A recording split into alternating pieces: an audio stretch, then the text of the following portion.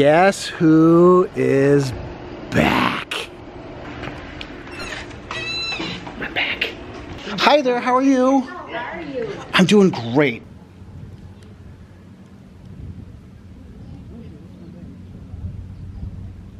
Hello world, it's your Uncle Heavy. Today I'm on location in Youngstown, New York, and that behind me is the Great French Castle. That means one thing.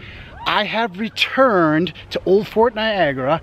I did a vlog here. I believe it was the third vlog I ever did. It's kind of buried down the bottom of my catalog, so you may have missed it. I came back here to check it out and see what's going on. It's been a while, so I'm gonna take a look around, film it, present it all to you. Already got my tickets. Let's go see what kind of trouble I can get into. Do you come along?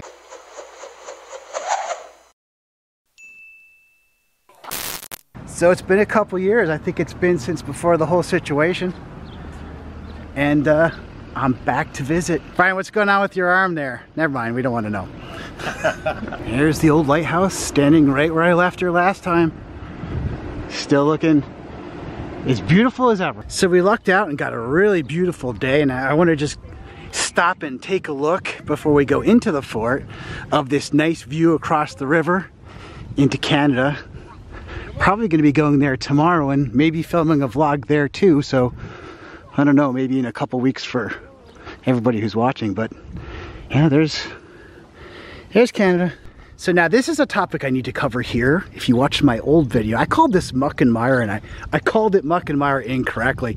This is the moat that surrounded the fort, and they would actually dump buckets of their own waste into this area here so that an invading force would need to wallow through it to get up to these nasty posts right here. So yeah, before you even got there, you had to basically wade through a sewer to get in. Porte de Cinq Nations, which translates to the Gate of Five Nations.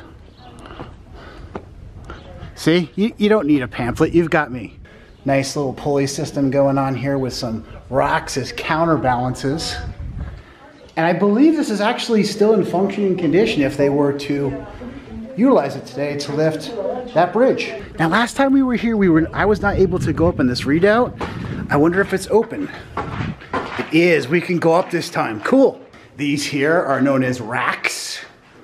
They were filled with pillows of straw and hay, and soldiers would actually sleep in them. Here's the view that a defending soldier would see towards the front gate there, or if somebody was trying to cross via the lake or the river. And we've got a couple of cannons here.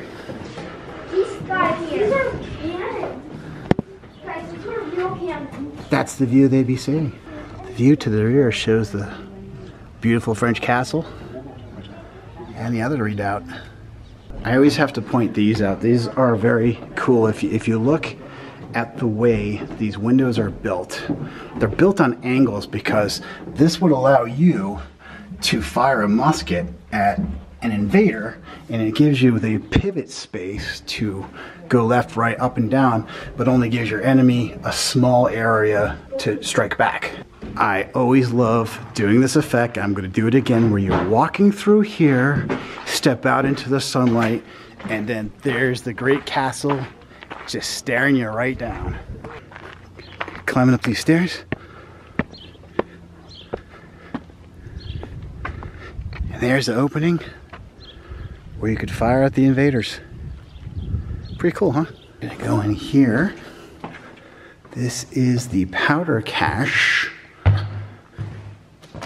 And you can see what it kind of looked like at the time. There'd be casks and casks of black powder and very little window entrances, just enough to let the minimalist amount of light through. And look at the thickness of these walls. So yeah, very, very thick, very fortified building here with just this small door to let the kegs out.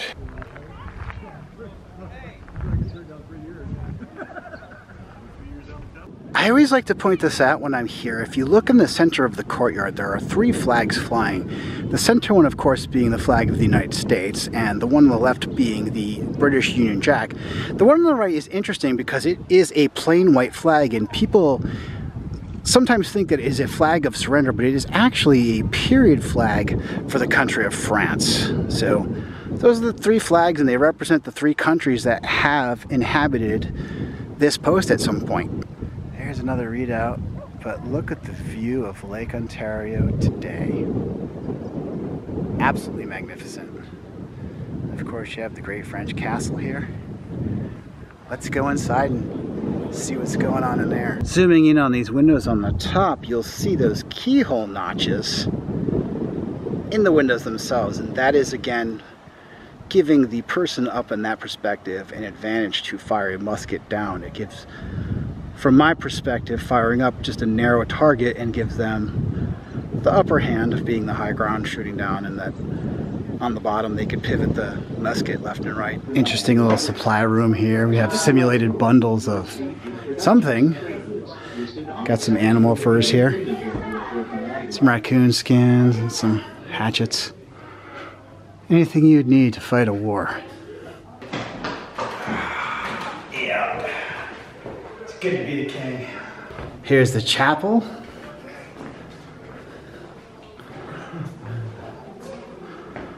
Very nice. Just walk in these halls, you can actually tell it is in fact a castle.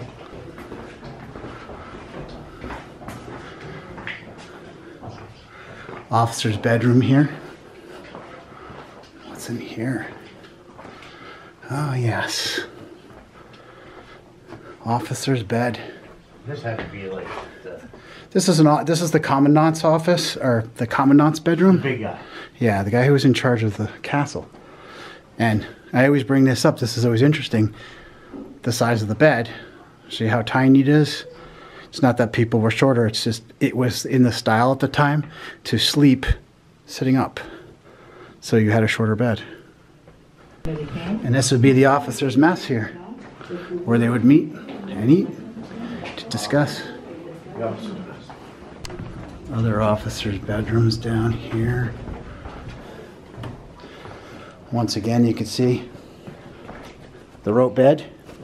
There's no bed key, but the expression sleep tight came from there. They would tighten the ropes of the bed. Last bedroom here, and then look at this view. Oh, and there's the most heavenly breeze coming off of Lake Ontario right there. A little vegetable garden here. I've never seen that before. Here is where the soldiers would billet. And I talked about this earlier in the redoubt. This is where they would sleep. You'd see there'd be sacks of hay or straw, and they'd sleep in these racks. I want to get this shot here. Look at this. I'm telling you, this is paradise right here.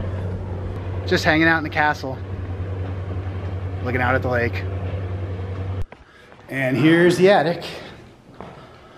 And you can see these are all battle spots. These are the encasements that, if you look right here, I could put my musket through here and fire out. And it's hard to see in the dark here, but this little compartment opened up where I could fire my musket down or drop bombs down on invaders. Good stuff. Gotta make sure you gotta stop in and visit the brig while you're here. This is where they put you when you were not so good.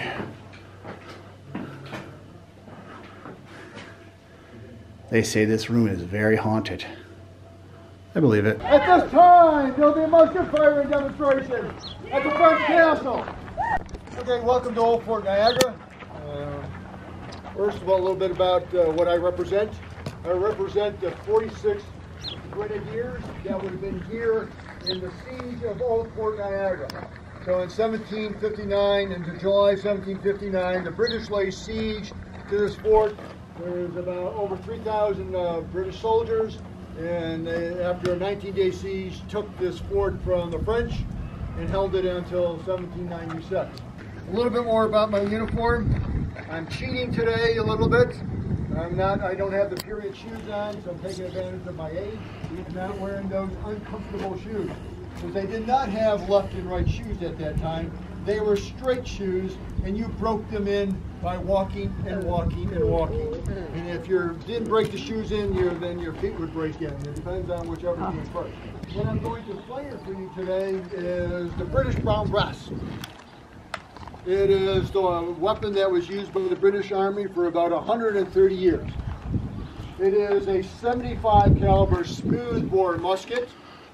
So it's smooth on the inside as well as on the outside. And this is a muzzle loader. So everything, for the most part, is loaded through the muzzle. This is the firing mechanism. It's an exterior firing mechanism, unlike the firing mechanisms of today, which are built into the gun. So there's some disadvantages to this. But first, how does it work? We have a piece of flint, a rock, basically a rock, that is harder than steel. That when it flies forward, it will hit the frizzen. And hopefully when it hits the frizzen, it will shave off some metal to create a shower of sparks. That will hopefully be sufficient to light the gunpowder that I have placed in the flash pan. They'd be told to prime and load. Take a half step back, drop the weapon to their waist, open and close the flash pan, reach into their cartridge box and get out the speed loader of the 18th century. Yes, the tube of paper. That was the speed loader of the 18th century. It would have a musket ball in there, no musket ball inside the fort. Pre-measured gunpowder. Today I'm only going to fire half of the gunpowder. So when you hear the noise and see the smoke, keep in mind it's only half. I'm going to push this down because I'm going to open this with my mouth. So I got to put the right amount of gunpowder in the flash pan. Not too much, not too little. British soldier was not allowed to ground their weapon. They would step forward at the same time, cant the weapon, load the remainder of the gunpowder down the barrel with the paper in the musket ball. Take out my ramrod. That's it. Rifle barrel means I would be hammering that down the patch and ball. That's where the minute comes. I return my ramrod. I got to remember to return it because if I fire it, it just goes spinning down range, fall harmless about 15 yards down range, and then I lose my ability to reload. Replace my ramrod, pop my weapon up, and I'm ready to go. Prepared, so the commander can see down the line they're ready. They'd be told to make ready. It's taking a half step back, taking the weapon from half cock to full cock. Present! Fire! Back to the waist. Start the process all over. Every 15 seconds. Boom, boom, boom. Imagine, if you will, after you've seen that smoke, what the battlefield would look like. Wow. Pretty smoky, huh? Now, the disciplined troops would hold their ranks, fill in the gaps, and then they would finish the battle with the bayonet, which the grenadiers would lead the charge in. But you notice that it's triangular in shape for strength, but also to maximize the wound that it would cause. It's purposely dull along the edges, so that would make the wound even more jagged. You ever hear of the term flash in the pan? That's not a cooking term, it is a firearms term. Flash in the pan. Yep. Yes, it works on to other things, yes, eventually, but the terminology comes from the firing and the misfiring of this weapon. Any other questions? Yes, no? Well, thank you. Now, last time I tried filming what this was, I had a musket fire off and scared me and I lost my shot.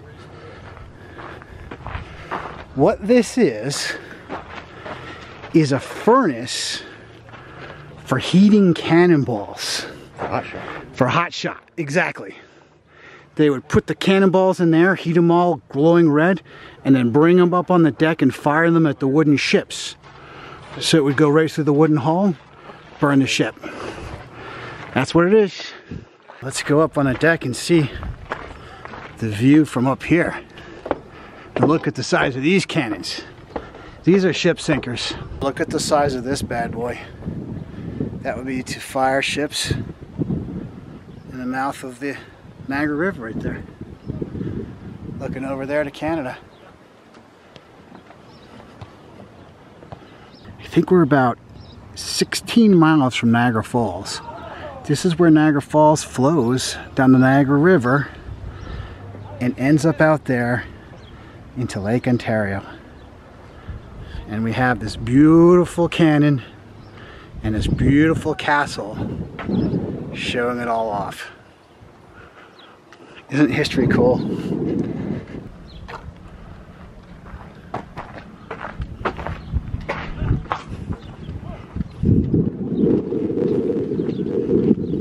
I'm gonna see if I could do this outro without the flying hand. So that's gonna do it for this vlog. Thank you so much for watching. I hope you enjoyed it as much as I really enjoyed making it. If you did, please give me a big thumbs up down below. Share this video, tell your friends. If you're new to my channel, check out some of my other videos. If you like them, please consider subscribing. Make sure you hit that bell so you'll be notified of any future vlogs I put up. Until next time, signing off from Youngstown, New York. Bye-bye. See, the hand didn't go up.